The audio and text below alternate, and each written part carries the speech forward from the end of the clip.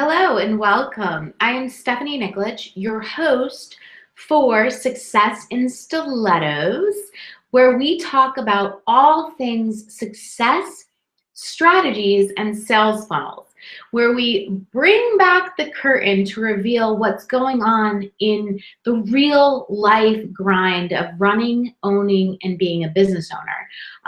I have a very special guest that's coming here with us live today that I'm very, very excited to share about. Her name is Sarah Liddle. She's the coach's coach. She's probably just linking on to join us. Let me just check in with her real quickly to make sure that she's in. But if you're catching us for the first time in Success in Stilettos, welcome. I'm happy to have you here. Again, I am your host, Stephanie Nikolic. We meet every Monday and Wednesday at 12 p.m. Eastern Standard Time. So if you miss an episode by any chance, you can always catch it the days that we are off. We will have the replays available at the link that you joined on our site. It's stephanienickolic.com/the show. And I started this show really because I founded the Collaborate Conference.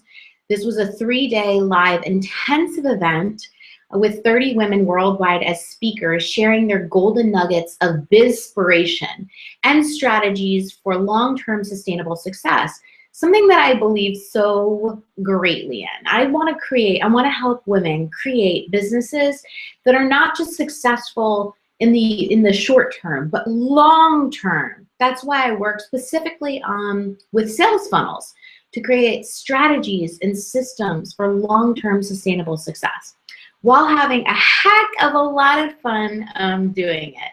And business should be fun. So we do have a lot of fun here. We do always like to answer any of your questions that you have in regards. There is a chat box integrated. You can always chime in and ask questions, give feedback. Anything you're confused about, please shout out in the chat box. You know, we want to make this as interactive as possible. And we hope you get everything that you need here. I'm also going to be doing a variety of interviews with some really cool lady bosses from all over the globe. And we'll be bringing you that information. So we'll keep the momentum going post-Collaborate if you weren't able to join us, so that we can really deliver some quality content for you lady bosses to start building your empires today, to do stuff that you really love to do and do so with passion and purpose. But we're going to pull back the curtain to reveal what our personal experience was.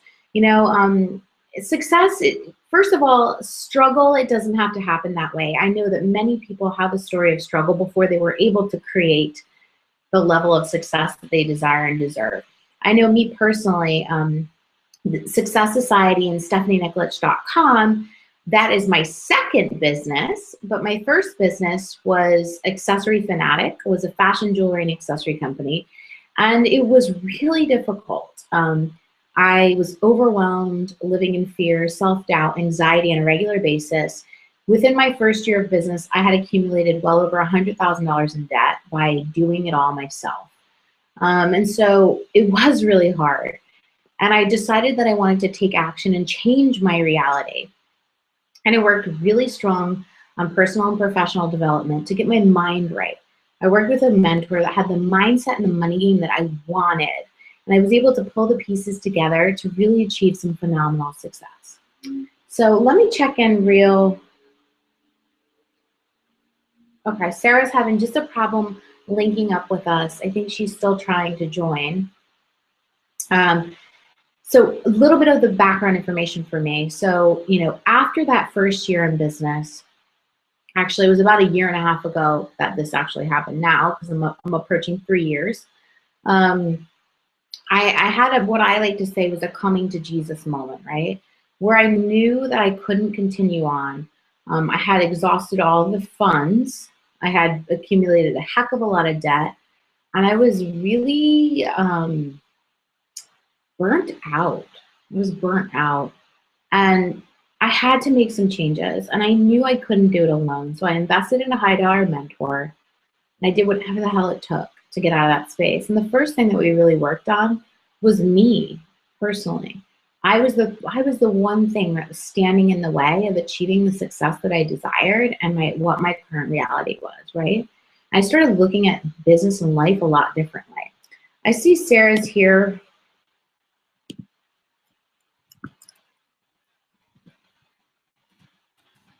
Sorry about that. I just wanted to see if she was able to get in. I hope so, and we'll have her here in a minute and ask her some really awesome questions. She's awesome. I've interviewed Sarah before. I'm sure you ladies and gentlemen have heard and know who Sarah Liddle is. Like I mentioned, she's the coach's coach, so she runs a community for coaches. And I'm happy, I'm excited. She's coming to us from Australia, actually, so it'll be really cool to have her here. So anyway, when I started working intensely with my mentor, I focused a lot on the mindset initially. The mindset truly is the biggest piece to the puzzle when you're overcoming any obstacles. The obstacle that I was actually overcoming was myself. That, yeah, I had to digest that I had created these issues in my business because of my mentality. I had mental blocks around achieving success. I was so paralyzed at the time that this was all happening of my current situation that I couldn't see what was possible in the future. It just kept holding me back again and again and again. And we create these stories around our mind. Well, if this is my reality, then maybe I'm not capable of achieving success. And that mentality is exactly what's keeping you stuck in the same place. So, you know, all it takes is a major shift of a mindset in order to get you out of your own way. You know, for some reason, especially working with women, we have a tendency to be our own worst enemies. You have to overcome yourself first so that you can start seeing and appreciating your greatest gifts and then creating a strategic plan to share those gifts with the world and operate your business with passion and purpose. So for me, something that was really noticeable was that I was not passionate about what I was doing. I was doing everything in my business. I was the expert of it all, right? Because that's what I thought you had to do. And that's not what you have to do. That right there will end you up in a shit ton of debt, just like it did for me. And I don't wish that on anybody, which is why I felt really strong about putting this series, Success in Stilettos, the show together. I want to bring the real deal to people. I want to, again, pull back the curtain and just show you guys what really happened, what you are capable of achieving if you put your mind to it. And I want to share you some other incredible women that exist in this market that are doing phenomenal things. I wanted to share their point of view because what you'll find out is that it wasn't all rainbows and sunshine for any one of us.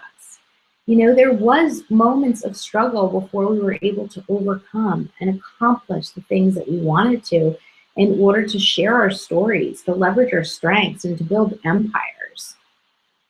So one more time, I'm going to check in with Sarah.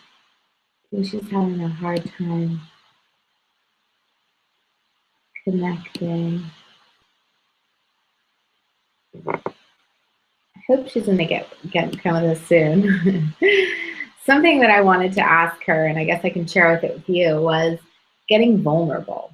You know, I'm talking about specifically where we started, which I've given you a little bit about my story, and what we did, specifically what Sarah did, but I'll talk to you about what I did before I founded Success Society. So I was the owner of Accessory Fanatic, but prior to that, I was corporately employed.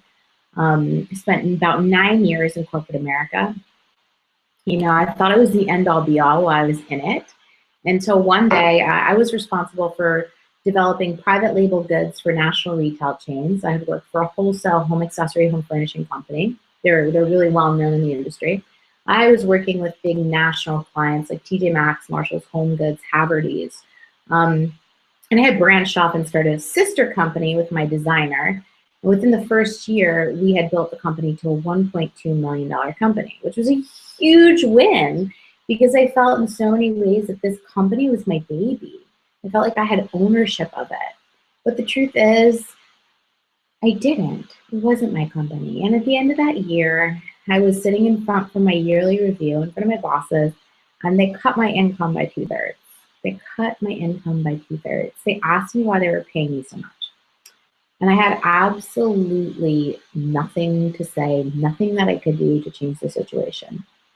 And I went home, and for that week, I think it was probably about a week, um, talked to my family, talked to my friends, talked to my boyfriend at the time, and I was like, what do I do? I've worked so, so, so hard for this. And they were going to back me up in whatever felt right. So at that moment, I really pretty much made a vow to myself to never settle, to never let anyone control my time, my freedom, or my level of success again. And at that moment, everything started to change. I did take a plunge into starting my first company, Accessory Fanatic. I had no idea what I was doing. I learned so much by making a lot of mistakes, but I can take those mistakes with me and fuel the success of my new company because I learned how to do things differently, right? So we're gonna check in on Sarah one more time, and if not, I'm probably just gonna wrap it up because she was our special guest, and we'll just have to pick her up at another point in time.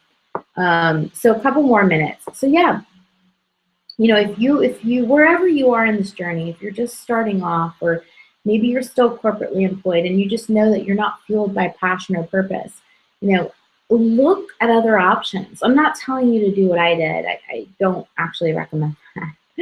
I'm not telling you to just downright quit your job, walk away, and have no plan, right? I mean, I'm okay, and things are incredible, and I'm so grateful for that today. But you know, it could have been a lot different.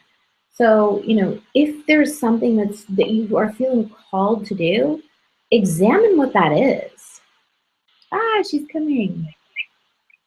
Hi, how are you? I'm good. You're here. Okay, good. So I kind of gave them a little bit of an intro of who you are, but I would like you to fully introduce yourself, and then I just have a couple of questions I'll ask you, and we'll just dive in. Okay, cool. It's just brought up. Oh, here we go. Yeah, that's better. Okay, excellent. No worries. So welcome. Tell us who you are. I know who you are. Okay, thank you. So hi everybody. I'm Sarah Liddle. So I'm the founder of Coach School. So I train coaches, and I'm also a coach for coaches. But I do more mentoring now, so I mentor coaches. So as you can see, my passion is coaching. Awesome. I gave them a little bit of an intro while we were solving the technical problems, but we're happy you're here. So, okay, awesome. Everybody knows now. I was like, she's awesome. I can't wait till she joins us. So a little bit about what I was talking about, and a question that I wanted to ask you specifically. You know, I created this show and this series because I wanted to get real with people about, you know, how we were able to accomplish the level of success that we have been able to. And I wanted to get real and vulnerable. So, you know, everybody starts somewhere, right? And I gave them a little bit of my personal story. Can you tell the people that are here with us today, what were you doing prior to this? How did you get started? And how did you get to where you are as an amazing influencer? So that people understand wherever they are in this journey, that they have the same opportunities to really highlight their greatest skill set and their greatest strengths and live out full out with purpose. Yeah, that's a really great question. And where I come from is a vulnerable place, right? You know, I think a lot of people think of success as in success happens overnight or success happens in 6 months. You know, maybe that's the case for some people, but I'm definitely the exception because it's taken me, you know, 10, 12 years to get to where I am today. So where I started from, it's a bit of a long story, so I'll keep it sort of short, but my parents divorced when I was 15, and I had a really rocky childhood. I went back and forth living with one parent and then the other, then decided to move out on my own, and I really had a tough time because I wasn't equipped with the coping skills to be able to handle myself in society at 15, 16 years old. So I went off the rails, so to speak. I turned to drugs, I turned to boys, I was anorexic for a while. Then I discovered you can eat and then throw it up, and I became bulimic. So I had a really tough time, and I spun my wheels for a few years, and then it's weird because I feel like there was a higher purpose guiding me, and something shifted in me, as I was starting to, get a little bit older and a bit more mature, and I realized I didn't have any role models in my life that could show me what a good life was like, but I wanted to create a good life for myself, and the life that I was living was not the life that I intended to live. I was really smart in school, and I was a really good kid. So I actually went on a path of self-discovery quite young, and I didn't turn to coaching straight away. I turned to personal development books, and in particular, I'm a big fan of all the great classics. So Susan Jeffers, Earl Nightingale, Jim Rohn, Napoleon Hill. And so I turned to reading as my solace and as my education, just to better myself. And that's how I got on the path that I'm on today, obviously. Wow, that's amazing. And there's some points in that story that I can really relate to as well. So it's awesome that anybody that's here, that's listening, that might be like one foot in, one foot out the door, just to show them what's possible. I think, especially working with a lot of women, we have a lot of stories that we've accumulated from past, previous life experiences that have led us to think, well, she can do this because she's perfect, right? But I can't do this. Yeah. And it's like, no, there's so much we've experienced in thriving business. That we had to go to overcome to get to the point. Yeah, and I'm not perfect, and I don't think anybody is perfect, obviously. But the thing is, in our day and age, the image you see on social media is not always the image you get. So a lot of the time we put our best foot forward on social media.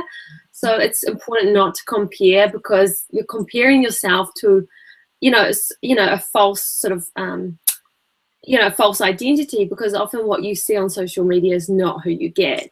And while you see all this wonderful thing, that wonderful things that we've done, that's the top of the tree, but there was all these roots that we've laid down to start with, and so it's important to remember wherever you start is where you start, and you've got to work with that, and it's perfect. Wherever you start is a perfect starting point for you. And we've all started. We've all had a moment.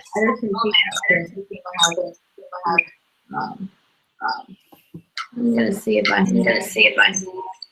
Hold on. I'm gonna be right. Okay. Get some headphones.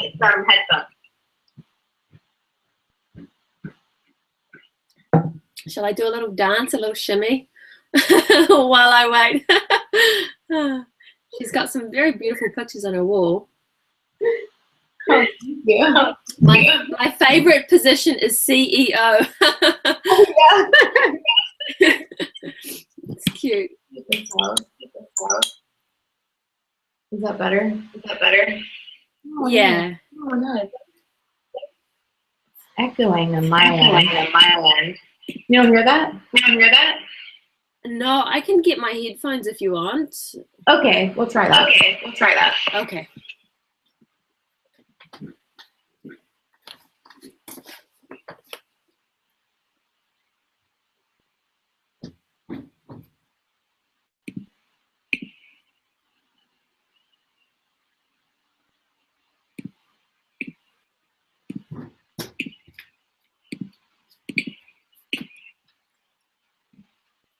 Oh, how funny. My headphones were right next to me.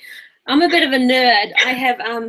I'm a huge nerd. I have these massive headphones. I'm a bit of a geek. If no one's noticed, I like to read, and I do like little gadgets and things. So, okay. Here we go. Okay. Yeah, that's good. There we go. Okay, awesome. Okay. That's perfect. Okay. So yeah, so like you were saying, I think it's important for people that might be listening here with us today that they understand that everybody has a starting point, right? Everybody has a journey. Actually, that journey you can use to fuel your success, you know? And all of our stories of how we got to where we are very different, but we all had a starting point. And it was at point zero, right? So, you know, sometimes people get discouraged, go, oh, she's been doing it for 10 years, but it was the evolution. It was the process that you went through. And so I pride you on being really authentic. I try to be the same way in my business. I don't want to paint this picture that I'm this perfect individual, because quite frankly, I am not. And I suck at a lot of things. But I really just try to focus on the things that I'm the best at in order to build my business.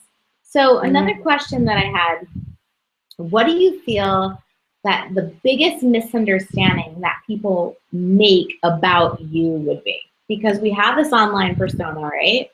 What do you feel like that is? I love this question, Stephanie. That's really good. Often people say to me, oh, you're so glamorous. Oh, you're so, you know, like a pin-up. And I'm like, yeah, I love pin-up. I love anything rockabilly and pin-up. And, you know, and they're like, oh, you're such a, like a pin-up doll. And it's funny because I like pin-up, but I'm also a real tomboy. You know, I just sold it, but I used to have a Harley Davidson. Oh You know, my God, really? yeah, so my next bike is going to be a BSA, a Gold Star, so a vintage bike. But like, and I also live off the grid in a house bus in the middle of the bush. You know, house bus, like cross mud brick house, Haber house. And even though I love pin up and I love girly things, I'm also such a tomboy. I'm very like I love nature. I love like animals, and I love just hanging out in the bush by myself or with my partner or dogs.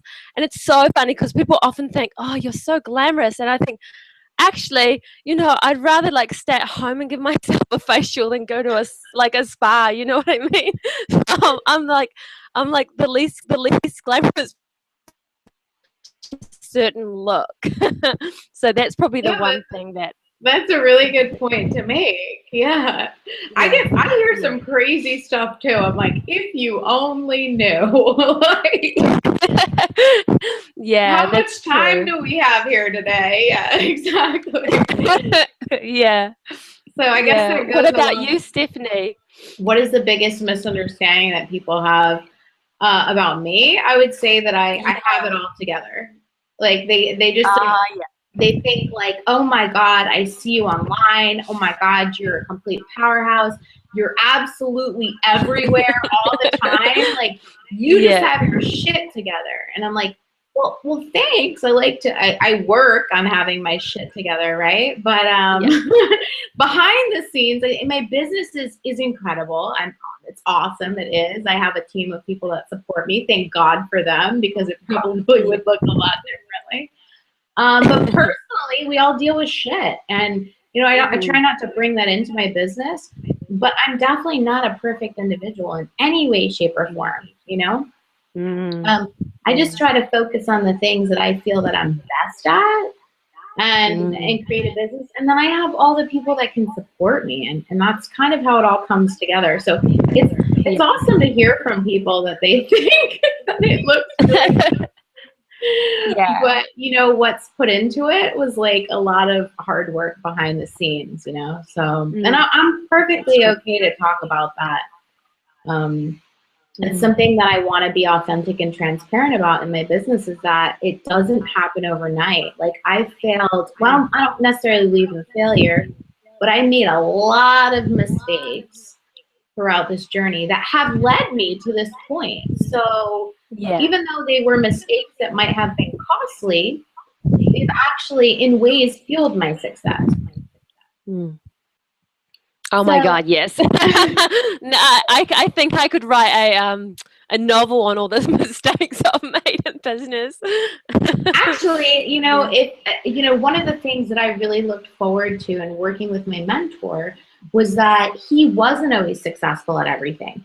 He was, CEO to two top $40 million a year companies. He had helped build $40 million a year companies twice, but he didn't strike gold right off the bat with everything he did. Yeah. And I actually, it's important to work with someone that you can learn from their mistakes so that you don't make the same mistakes, right? Yeah, absolutely. Absolutely. So, this is a big one. So, throw them at me. what would you say is your biggest industry pet peeve? Oh, okay. That's a really good one. I have like heaps. I have so many. It's just because I've been around for so long and I just see, I see a lot and I really want to help people and it hurts me. It's painful when I see people making mistakes or doing the wrong thing, in a coaching session. So it hurts me like on a deep level.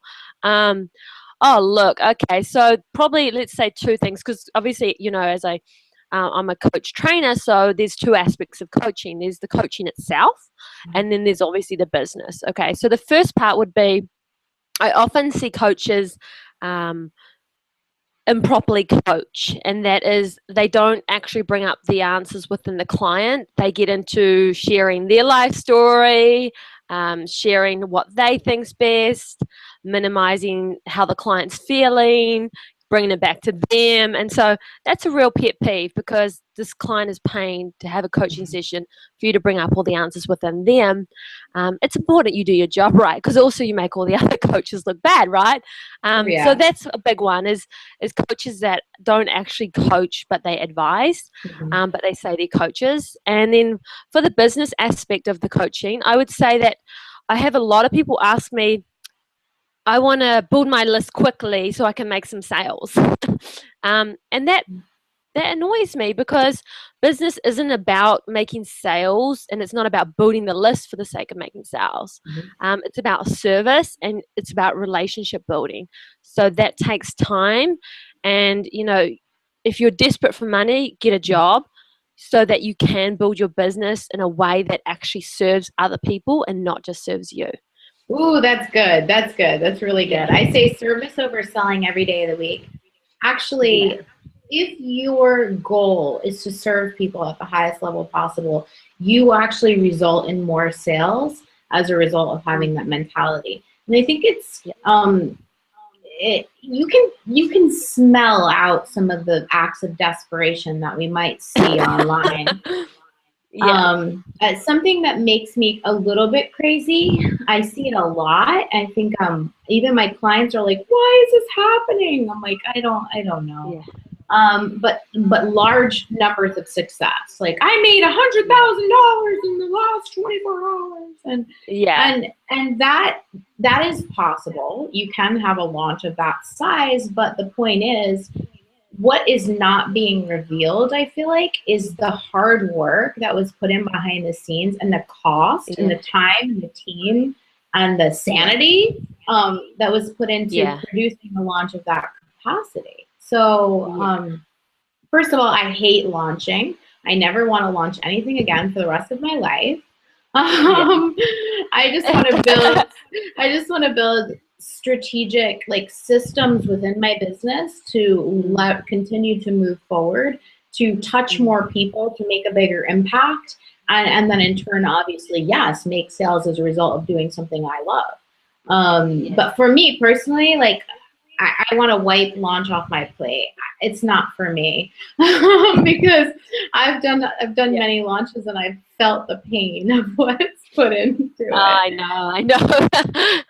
And the burnout that happens afterwards. Right. That's what I was just talking about earlier was that, it is success at any level is possible.